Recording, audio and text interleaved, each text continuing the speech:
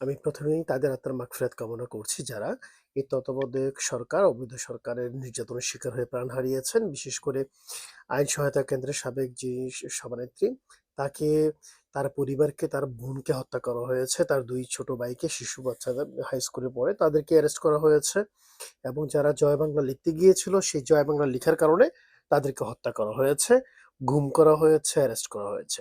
এই যে মানবাধিকারের চরম লঙ্ঘন বাংলাদেশে করছে এবং বাংলাদেশে আজকে মানবাধিকারের কবর রচিত হচ্ছে। এই যে আইন শৃঙ্খলা, মানবাধিকার, সংবিধান কোনো কিছু তোয়াক্কা না করে এই ডক্টর ইউনূস এবং জামাত শিবির আর সমন্বয়করা ত্রাসের রাজত্ব কায়েম করেছে বাংলাদেশে। এক ভয়ঙ্কর পরিস্থিতি, আতঙ্কের পরিস্থিতি তৈরি করেছে, যার জন্য জনজীবন আজ অতিষ্ঠ। মানবাধিকারের চরম লঙ্ঘন লঙ্ঘিত হচ্ছে। মানুষের জীবন আজকে হুমকির সম্মুখীন হচ্ছে। তীব্র নিন্দা জানাচ্ছি এসবের বিরুদ্ধে।